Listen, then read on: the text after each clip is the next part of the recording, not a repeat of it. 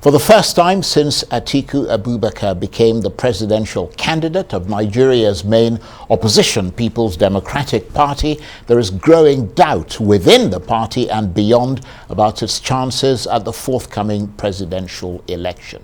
And that's a major development, given that just a few months ago, Atiku Abubakar was riding the crest of strong party and public support.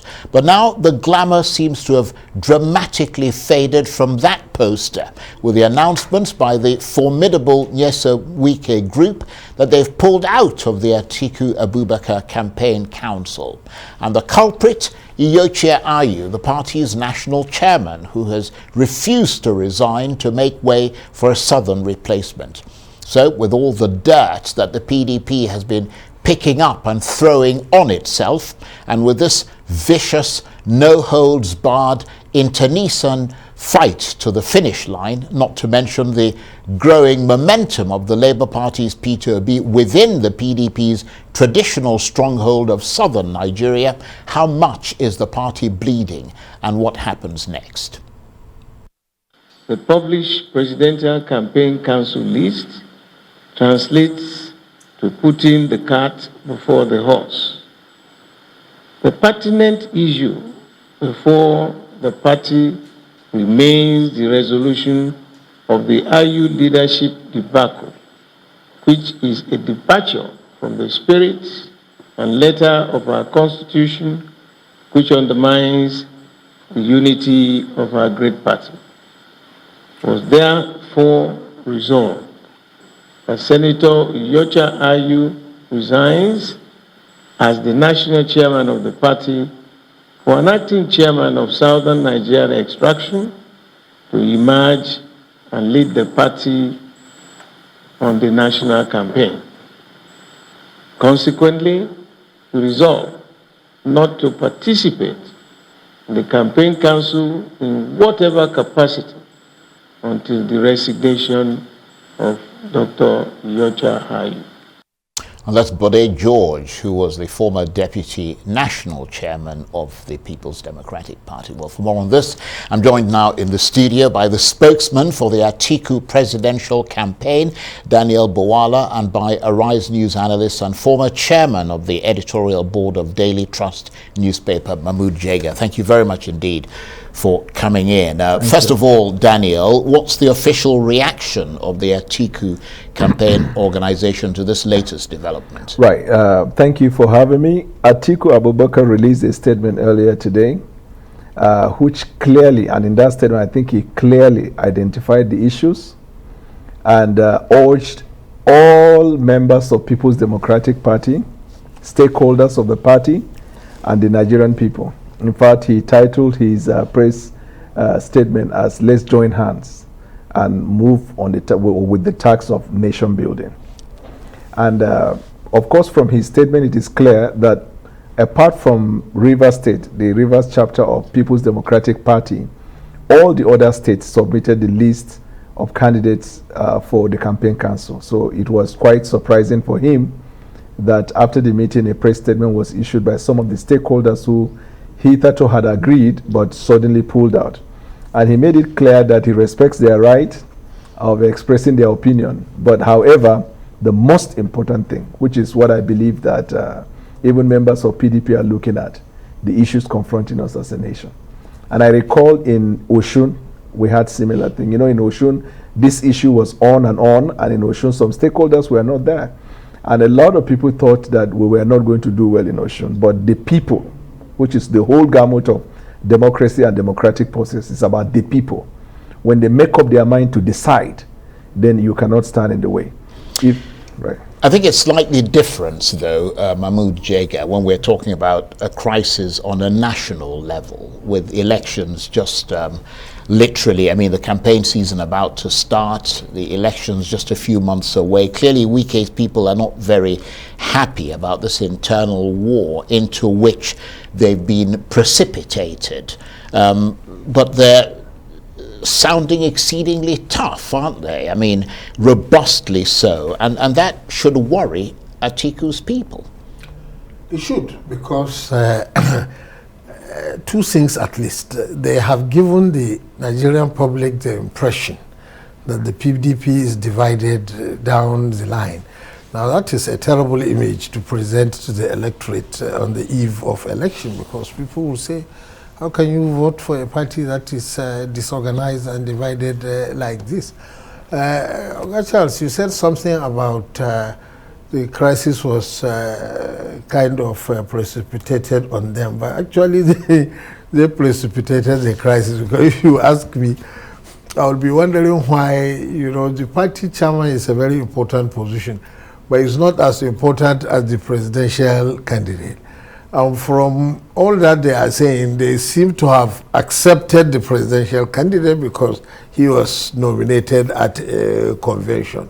But they are insisting that the chairman must resign. Now, if you ask me which one is more important, really, because the main task before the party is to deliver its presidential candidate into the presidency. That is when now all other things will fall into place. But they are harping on this matter of who should be the chairman going into the campaign, to the extent that they are ready to wreck the whole campaign, the whole presidential and all other campaigns, because this problem will affect not only the presidential candidate, but even the gubernatorial and senatorial and other candidates. So personally, as an outsider, I find it difficult to understand the kind of brinkmanship that the weaker group is playing. That's a very important point. So let me put that point to you, Daniel Bwala. Let's dig deep and try and understand what the problem is. I spoke to someone, one of the people who attended that meeting that took place yesterday into the early hours of this morning, who was there with the Wikes and all the rest of them.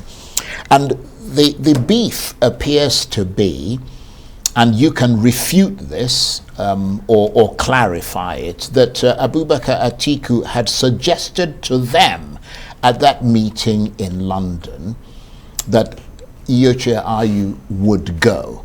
He then went further to say that Iyorchia Ayu would go in a week. And that apparently did not happen. And their question is, why did he make those promises and then renege on those promises? I mean, if you want to be president, you're expected to be firm in your commitments, aren't you? Well, unfortunately, what he may have told you is not what either of them has let out to the public, at least to our knowledge. And they have not been shy in expressing their very strong opinion in respect of this matter. Just like the same case that a journalist was asking me that Atiku has agreed to sign for a single term, and I asked if he could quote a source, and he kept saying source on the condition of anonymity. I think that if that is an issue, I'm sure from the press briefing that they gave, they would have raised that. I doubt if Atiku would ever say that. Do you know why? Because from the statement he gave today, and even from the way he spoke when he addressed the stakeholders from the Southwest, he said Iyorchia Ayu's removal is possible because this is a political association of interest. However, there is a laid down procedure for the removal of Iyorchia Ayu. And in fact, in his statement today, he said, as a Democrat and one that promotes the rule of law, it will be unheard of for him to toe on the path that is undemocratic as far as the party's constitution and the laid down principles. So in a sense, he's actually, from what you're saying, being much more presidential by refusing to be forced into a corner by a faction of the party in opposition to the party's constitution. Is that what you're saying? I think his point is, if you must be a president to the country, then you must reflect that, first of all, in the way you conduct yourself. If you are going to enforce the provision of the Constitution of Nigeria, then you must be seen to be somebody who agrees with the laid down principles of the party. Now, the removal of the chairman of the party is possible. However, his point is, let's do it in accordance with the provisions of our law. He even said in his statement that the decision to resign lies with Iyorchia Ayu and not with anybody, because he was elected. But more than anything else, we need to understand that the party has organs. The organ of the party had met. They discussed and passed resolutions. They had the NEC meeting that ratified the decision of the NWC. The same NEC that is the highest decision-making body of the party, that is saddled with the power of removing a chairman, they in fact passed a vote of confidence on the chairman. This is law, this is the constitution, this is the procedure of the party, and we have since moved on.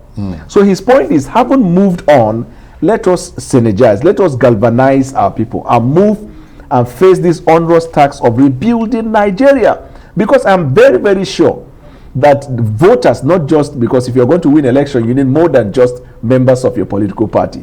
I am encouraged by the fact that if you look at the upsurge in voter registration, that tells you that the Nigerian people are prepared to make a decision about the future of Nigeria. And what is confronting them, although, like I said from the beginning, we always consult and we open the doors to make sure that at all times we reconcile our people. But the most important thing is what is confronting the Nigerian people.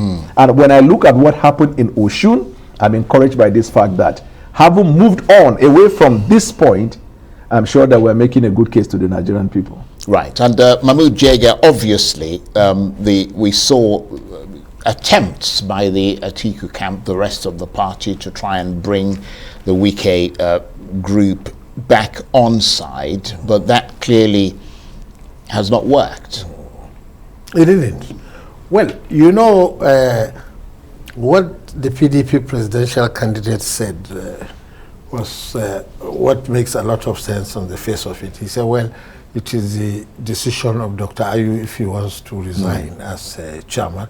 Obviously, he does not want to, and he has said on several occasions. And he also said, yeah, but he can also be removed through the processes of the party. But you know, apart from that legalism, there are also other practical considerations that the presidential candidate might have, which is to say, if, for example, Dr. Ayu resigns today or is removed, there is every likelihood that the Wike group might climb on that and make more demands. For example, because what they are saying now is that he should be replaced by a chairman of Southern extraction. That's millions and millions of people.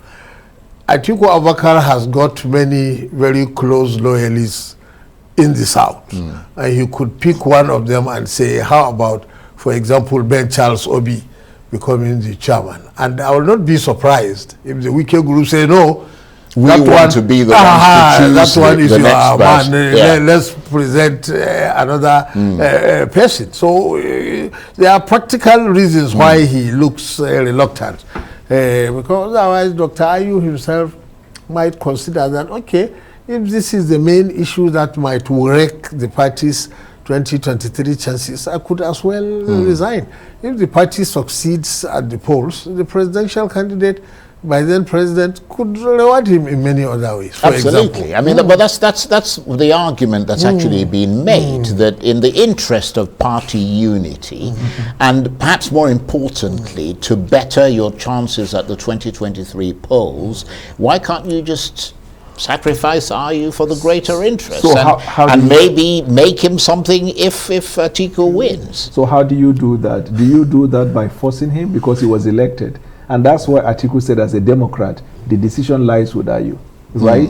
So probably it would have been better if they engage Ayu directly than placing it on Atiku. But the problem, sorry to interrupt you, for the candidate, your candidate, is that they're not talking about leaving the PDP. Certainly. They're staying inside the PDP, which is going to be a continuous headache for you all the way through. In fact, they said, one of the things they mentioned was that they were not consulted when their names were put in the campaign council. I mean, I don't know how true that is, but certainly one of the leading figures said that, you know, behind the scenes, and they said that they're going to be working on the state level for their local candidates. So they're still going to be part of the PDP, working for the candidates on the local level, but not on the national level. So what I'm saying is that is a decision by them. We respect their rights. We keep begging them and keep urging them to see the need for us to come together and work because the party has taken a decision already. But I am giving you another case, which what people call the worst case scenario. You need to understand that in 2019, Atiku lost to APC with 2 million votes, a little above 2 million votes. We didn't have either probably we had one or two of the northwestern states. As we speak, the entire northwestern states are with us. In politics, there are dynamics. I will give you another scenario. In the coming days, you probably will hear about 20 plus senators plus 30 plus House of Rep members are going to come to PDP. This is a political season where activities will go on. My conviction is that at every given time, the candidate Atiku should not find himself in a position where he will violate the constitution so that he does not run foul of the integrity that is required of someone who will govern the country like Nigeria. He has said it. It is the right of Ayu. Ayu has not indicated that he wants to resign or he wants to step down, and Atiku say, no, you have to stay. But Atiku is saying that we have to get it right. In the past, PDP okay, look at what they do, like, for example, in APC. They will simply move to the villa and the president will issue decree and they will all fall. Someone was even telling me, a stakeholder of APC today, he said the reason why you are not hearing our problem is because in your party there are activities. Otherwise, we have imploding problems in our party. We must do it the right way as a people. The party has an organ. They've taken a decision. We cannot look at these stakeholders who are backing out to say we're insulting them or we're going to engage them. No, we keep begging them. But we do not have the luxury of time to be distracted by activities that are not as important as going into the election. I understand what you mean. And Mahmoud Jega, are we perhaps being a little too critical and perhaps underestimating the electorate? I mean, is it possible that the electorate might not really care about what's going on inside the PDP, whether they are fighting each other or, you know, grown men throwing tantrums with each other and all that sort of thing? And it wouldn't really make that much of a difference, because we're suggesting that this is a major body blow for the Atiku campaign.